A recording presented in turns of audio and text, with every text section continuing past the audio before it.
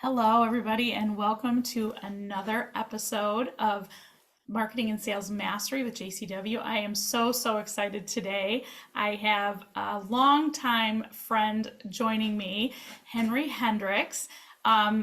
We go back so many years, and we actually connected a few weeks ago, which was probably like the first time in maybe 10 years, 20 years, I don't even know. Actually, I think it is. It's about Mhm. 10 years since we Yeah, so actually like talked. Yeah. really talked and connected, thanks to LinkedIn. Thank you, LinkedIn, for that fabulous connection and being able to talk. But I'm gonna go ahead, Henry, go ahead and you introduce yourself, talk about your background because we have so much to talk about. Absolutely, absolutely. Thank you, Cheryl. I'm Henry Hendrix, and I am a career-long, lifelong marketer. Was very happy to reconnect with Cheryl. Actually, Cheryl, I think the last time we worked together was about 24 years ago. Both when we were back at Northwest Airlines. I know it's We were hard. two then. We were We models in a were we commercial or were we something. were toddlers at the time. But it's been a really, really fantastic journey. Actually, I think we met in 1997 when I joined the airline, Okay, yeah. right out of business school, Hmm. and had the opportunity to work in Minneapolis and Egan with you at the airline. Yeah. But after leaving the airline industry, I really did kind of follow a very interesting kind of marketing path.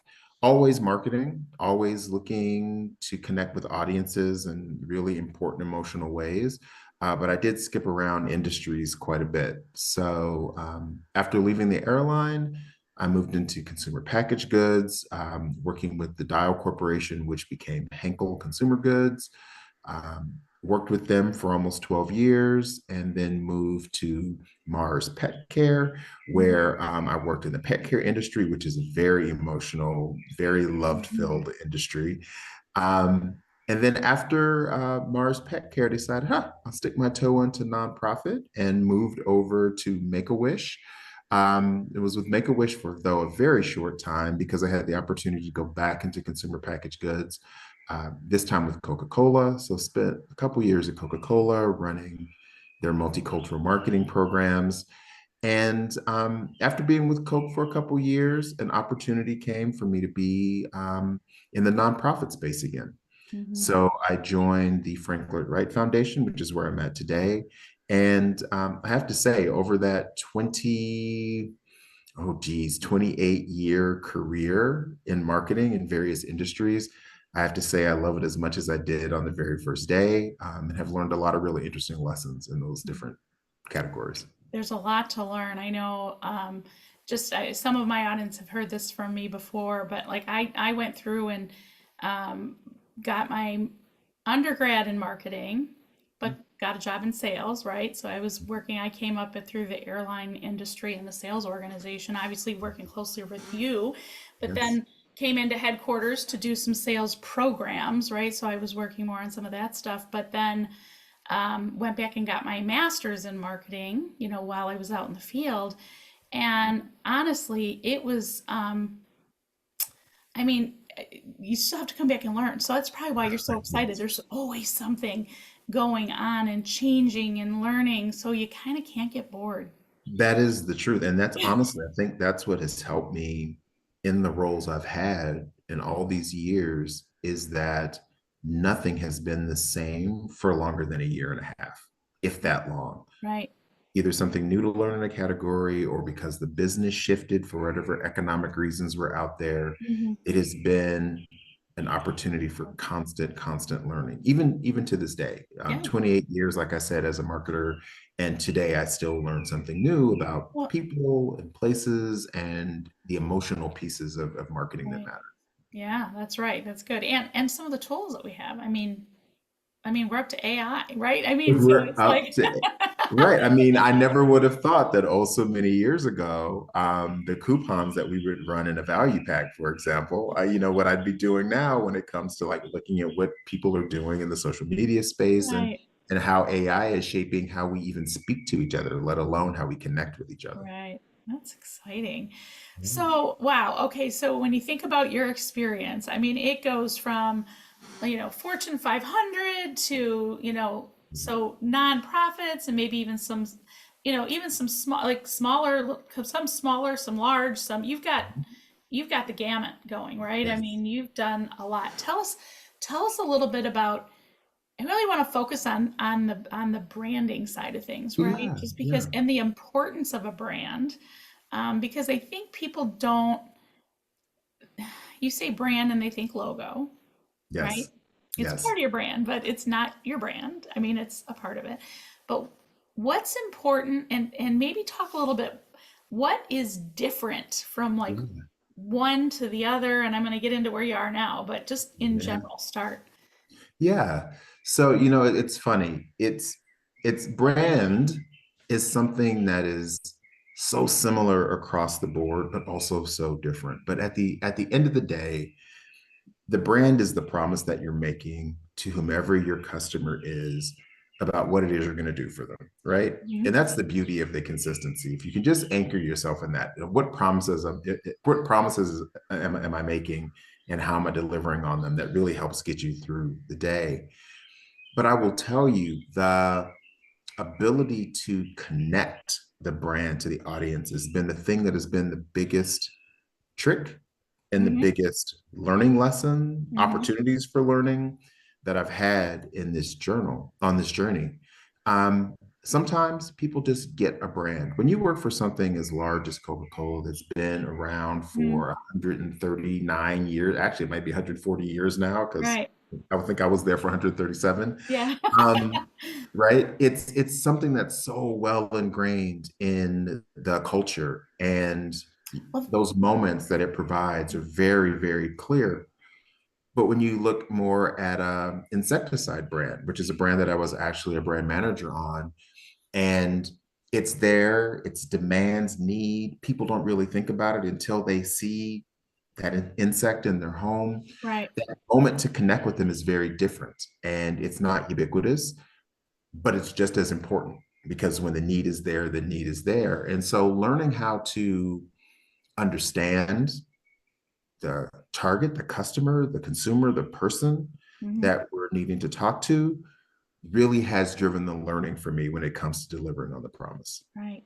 Well, one of the things that I sort of learned out, kind of as I've gone through working with smaller businesses, right? So people would say branding, like Coca-Cola, they spend a Yes. whole lot of money for you to connect with Or, that brand. I mean, they'll go through and they do things that are connecting you in ways that isn't really selling their product. It's yeah. focusing on the brand. Well, Mhm. that's a big budget, right? Yes. A lot of Yes. smaller companies don't have that budget. Absolutely. So but their brand is just important. It's just the way they're getting it out there. It's Correct. different and to the right audience, right? Like Correct. like what I'm doing isn't going to really matter to the non-business related person that isn't looking for marketing, right? So I'm not I mean, maybe they're going to refer somebody to me, which might be good if I get to know them personally and through that connection. But Yeah. that my brand and how I'm delivering it to that audience is just different, but It still is important. very different. And I would argue that understanding who your target is even more important when your budget is smaller, because Yeah. you don't have as wide a margin of error when it comes Right. to communicating. Hmm. And every dollar you spend, every penny that goes out into the marketplace has to be doing something for you. That's right. Now, does every penny have to be driving a dollar sell? No. But building awareness, or Hmm. we talk about, and this is old marketing speak, you talk about the funnel. That dollar has to be paying off for you somewhere in that funnel where you need it to pay off That's right. along the journey. So really, with these smaller budgets, really getting down to the who they are and where they are and how they live is even more critical. And the ironic part is, smaller budgets for marketing often means smaller budgets for research. So learning that stuff really becomes an interesting exercise in listening, finding out where they congregate. Hmm. The beauty of social media is that you can start to identify where people group and cluster. Um, how do you use all the tools that are out there to get to that audience in a really, really efficient way? Right. Yep, that's right. So I think we talked about last time I have my 9-step marketing plan, Yeah. piece that really helps those businesses focus on that, making sure that, obviously the big organization, you have lots of people, you've got lots of brain power coming in, right? It's the smaller businesses too. And you've got to be, everybody has to be clear on what your unique Absolutely. value proposition is, but who that target audience is and exactly what you said. How do you find them? It's, Right. those personas or avatars or whatever they're called, they have many Right. names, These right? days. Yeah, Right. but and then like you said, it's like you've got that budget. So where are you gonna spend your time? Because I always say people have, like, you've got resource constraints. Resources are time and money. Yes. So Yes. so Yes. how do you do it to maximize those budgets? So Yeah. when so tell me a little bit about like difference in just say the nonprofit world versus Yeah. the Yes. for-profit world. Yeah. It's interesting. It's all about emotion, right? I don't care what it is, whether it's profit or nonprofit, it's all about emotion. Um, in the profit space, at least where I've worked, it was attaching a widget or a service to that emotion, and that's how you kind of track it, right? Hmm. Are your sales going up or down? Hmm. What I have discovered in the nonprofit space is that certainly it's emotion, but the emotions hit a little bit differently. It is People are more mission focused. The Hmm. stories that you tell have to be even more personal. So they're not stories about enjoyment or rest or escape or confidence or all that stuff that I talked about in the for-profit product Hmm. sector. Uh, but in the nonprofit space, it really does come down to how are you speaking to that person? How are you speaking to that person's wants and desires for the world to be a better place? And so, in a lot of ways, it makes it both easier and harder to connect authentically with the audience because what the mission is the mission. They're Hmm. buying into it, Yeah. or that you can communicate what it is clearly, but the authenticity behind what you're saying, and that being resolute and standing behind that mission and always being true to it, that's where nonprofit marketing has really been an education for me. Hmm. Yeah. Yeah, that's Yeah. and trying to find, we always we always say in general you do business with people like and trust, right? I mean, Yes. so Yes. and that are kind of like you. I add that in, right? So I think about that and are kind of like you in the nonprofit world because Yes. you're pulling on those emotions for Yes. somebody that has a passion for what it is you're doing. Absolutely. They connect. Absolutely. They're And connected. that's connecting. Yeah. And one of the things too in the nonprofit space, because it is pure emotion, right? You're Mhm. delivering a service, usually you're delivering something to someone, and it's a very emotional connection, is really, really being clear about what that promise actually is. Mhm. For example, where I am now with the Frank Lloyd Wright Foundation, we have to be really, really clear that our brand is the Frank Lloyd Wright Foundation brand and not the Frank Lloyd Wright brand.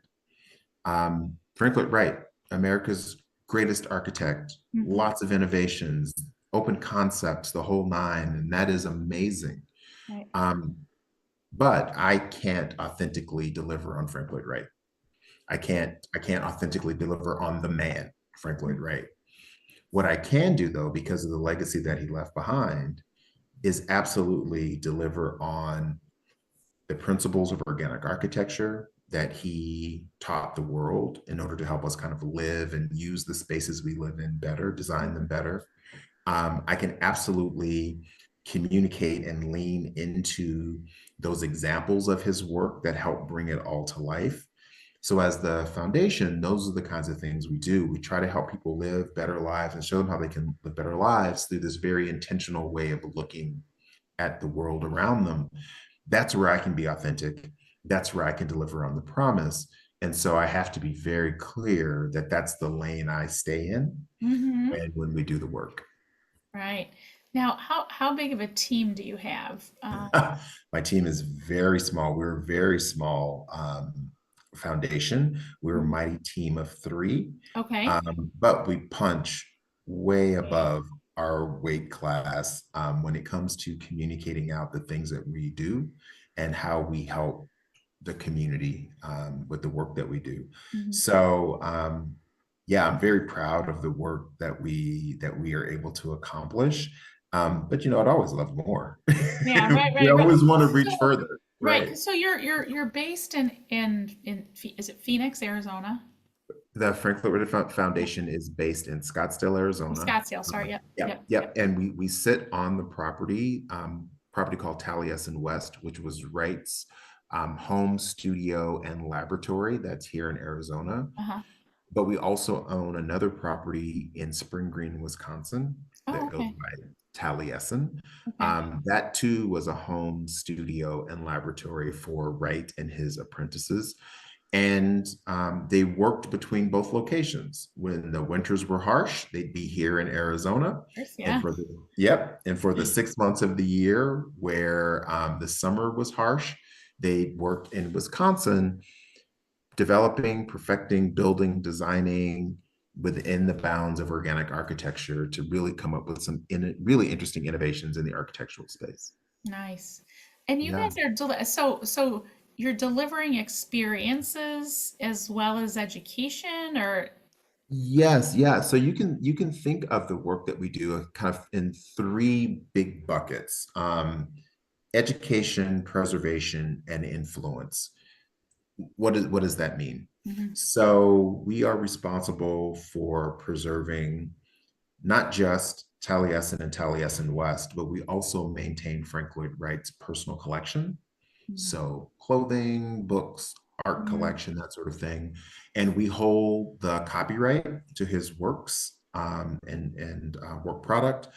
And we also hold the rights of publicity to his name, image, and likeness. And so Mhm. those are the kind of the strategic assets that we hold as the foundation. Those strategic assets allow us to do educational programs, whether it be high level education through our Taliesin Institute or more broad education for the community through tours and youth and family programs and that sort of thing. Mhm. We also, in addition to maintaining the properties and providing those educational opportunities. We also have a very strong licensing program. So we leverage the intellectual property left behind for Right to really lean heavily into new products developed using the organic principles. So this is not about reproducing Wright's work, but it's very much tapping into new designers, um, contemporary designers, and encouraging them to use those principles to develop the products that can all help us live better lives. So that piece of it too has been extraordinarily interesting to do. Yeah. Yeah, yeah, and we also provide professional um, architecture, thought leadership to help the industry as a whole. So we have a very broad way of touching those around us from the very high level institutional all the way down to the individual. If you come here for a tour, we Right. can absolutely service you Right. as well. Mhm. Yeah, I was looking on your website and it looked like you had some school tours in, you had, yeah, there was, and then it did look like there was some event space, like for, like, it looked like a Yes, table set for an event. right, right. So we do public and private events. So we talk about organic architecture, you know, it's not only who we build for, how we think of the space that we're going to be Yeah. building, and how we think of the spaces that will be constructed. There's also that human element, the community element. How do you make society better? The idea of community was a very big piece of how Frank Lloyd Wright designed the apprentice structure that he Mhm. had. And so for us, public events are really true to the mission. How do we help people come together? Okay. And so we do that in public ways. So we have something here called Sunset and Sips, which is a happy Mhm. hour in Arizona. You Nice. can watch the sunset and enjoy this beautiful space. But we also hold private events that allow people to come and experience the property in their own kind of unique way. So yeah, we Yeah. do a lot of that entertaining. Yeah, I think that, I mean, I could see that being a great spot for, business meetings and things of that, or a special, like if you have, because a lot of people go to Scottsdale or, that Absolutely. area to do their conferencing, but what a great opportunity to cut off and see some beautiful architecture and take in that real moment. Absolutely, absolutely. And in Wisconsin, we have a sister organization called Taliesin Preservation, and they actually run the programming that's on the property up there that we Okay. own. But we're there to facilitate that as well. I mean, just as impactful and inspiring as it can be to come to this property in Hmm. Arizona and kind of see what Wright and his apprentices did with the space and how they thought about design. Yeah. The same thing can happen in Wisconsin with a very, very different feel. Arizona is the desert, as you would expect. Right? Wis- Wisconsin is this really, Taliesin is in a really unique area of Wisconsin. It's And where, called, go ahead. so it's about, to answer your question, Yeah. Taliesin Spring Green is about 45 minutes northwest of Madison. Okay. And yeah, what's really interesting about that area is that it's called the driftless region. And driftless meaning it was untouched by glacier activity here in North Mm, America. And so the topography of the area is quite different than what you would find in other areas in the Midwest. It's beautiful, it's lush, it's green, mhm. lots of water, it's just a very different environment than Arizona. So you can kind of begin to understand, why it would Yeah, be very, advantageous to have laboratories in a space like that and a laboratory in a space like yeah, Scottsdale. very good. And I remember I lived in, I don't know if you knew this or remembered this, but I lived in Milwaukee. So I was part of the Milwaukee sales group for a little while covering Yes, Madison. So I yes. remember hearing, about that location, but I just couldn't, it's been a long time, so I couldn't remember Yeah. exactly. I knew it was somewhere near where I was, but Yeah, yeah, yeah. so that's great. So what do you see? So getting a brand out, obviously you have a small team of three. Do you have a lot of volunteers too that you have to coordinate and You know what? We have a lot of volunteers for the foundation who help us with all sorts of things, from tours to research. Mhm. From a marketing standpoint, our volunteers really do help us with content creation. So we have a lot of photographers, volunteer Mm, photographers. yeah. Um, we have a couple of volunteers who help us with proofing. We put out a quarterly magazine, and so they help us with proofing and that Mhm. sort of thing. So they're a great group, a great band of people. But always, like I said before, we could always use more. Yeah, I know, that's right. But I'm just thinking, because it's so hard to get your brand. You think about this, right? Because your brand is, we started with how important it is, Yes, and it's hard enough to teach that brand. I remember we worked in an environment that was pretty strict, right? yes, We had, I mean, and it goes back to the logo. I still call them the logo cops, right? So yeah, our yeah, anything we did had to go through and had to be approved, yes, from not only just the way that, because they developed the logo, but how you use the logo and how you put it on there. There's brand companies that have brand guidelines, like yes, how should a room be put together if you're at a conference and you're doing this. So there's such a wide variety of that brand, but you want consistency.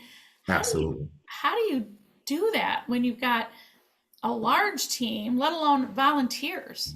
Yes. Well, it's funny. It's funny you say that because we're actually working on our brand style guide now.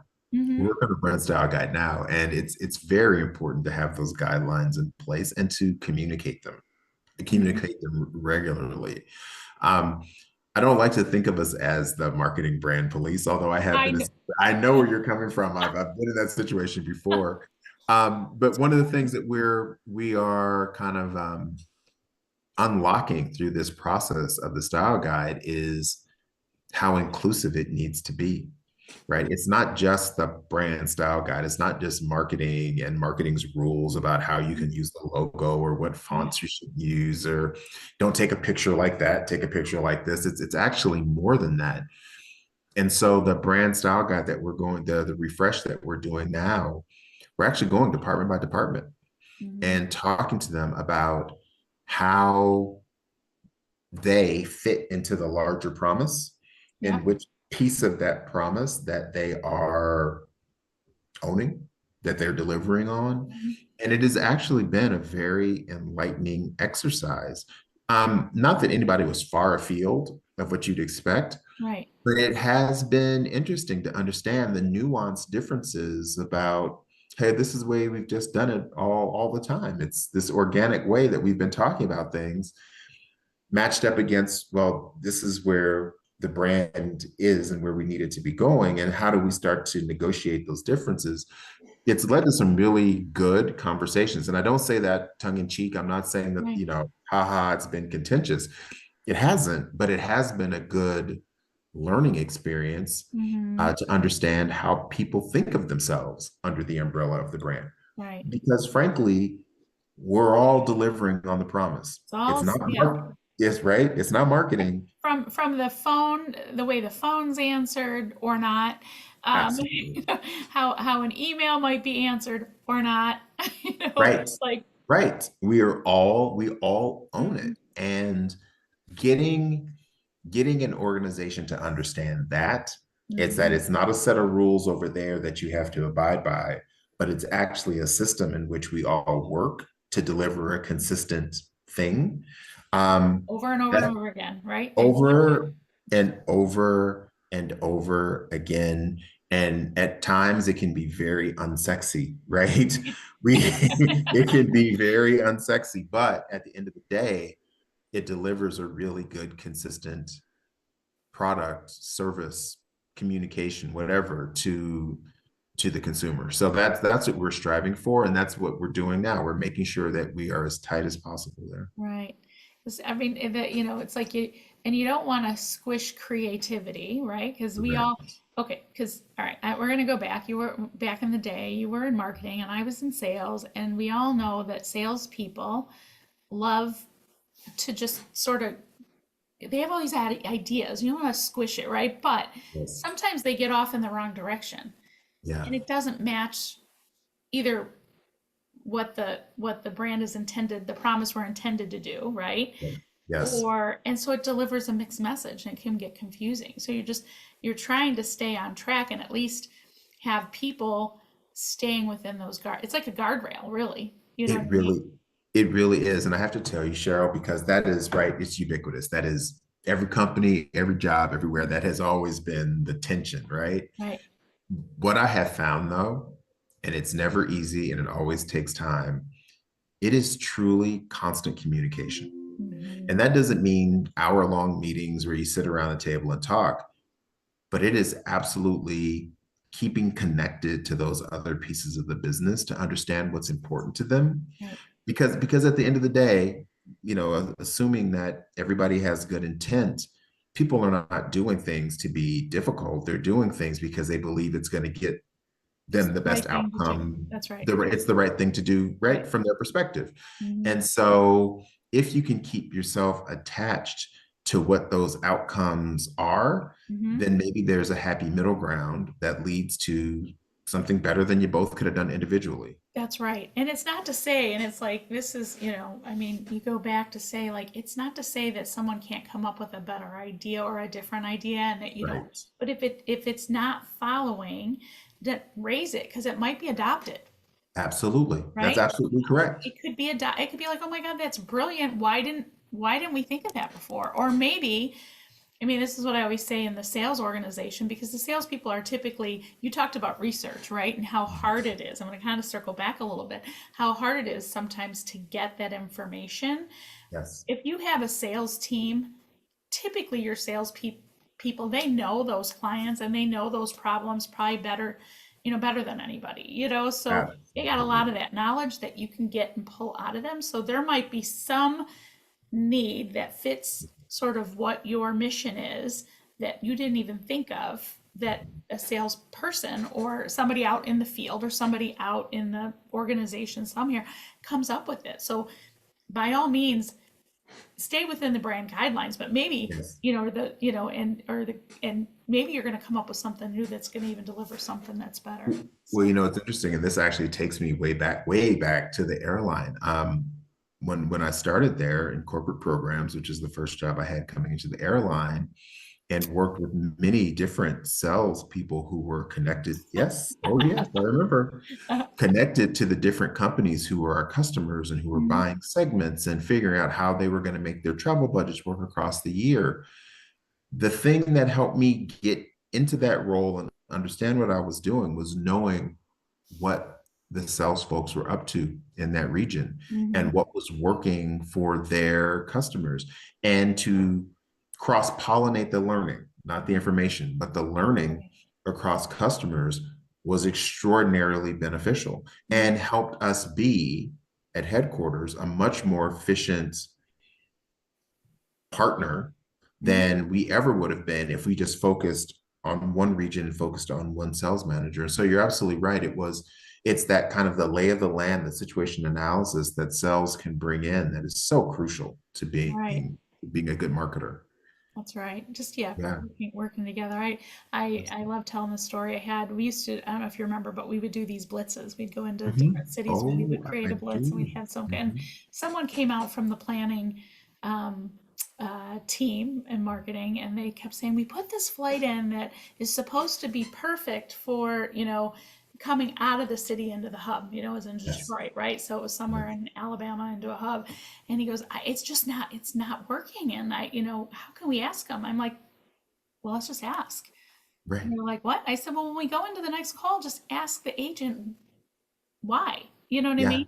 And he was like, just ask him. I'm like, yeah, we'll just ask the question, because we didn't. I mean, I didn't know. I mean, I was out there trying to service and get as much business as I can from everything. I wasn't focused on a route. You know what I mean? So, Absolutely. but he was, Absolutely. right. So from that perspective, I mean, we had the conversation, and he got a lot of great information, right, and was able to go back and make some adjustments. So it's really, Yeah. and you said it, it's communication. Just, I mean, and I think about that, not only just communicate, so not even just communicating out to your team, but Yeah. listening too. It's Abs- constant. It's just Absolutely. constant. It's constant. And like I said, it's not necessarily hour-long meetings that you just sit around No, a table. Sometimes it's just the phone call, right? It's just ask the question, right? It's just that simple. And you get to where you need to be. yeah. And that's one of the things that I really stress with the marketing team here. Like I said, we're very small. If we don't ask the question, if we don't reach out, Mhm. we may not get the opportunity to learn because Right, everybody else is yeah, everybody's moving at a million miles an hour. If we don't take the time to create the connective tissue between ourselves and them, it probably wouldn't happen. And so right, it's a very much as an accountability responsibility thing on our part to make sure that those lines of communication are open.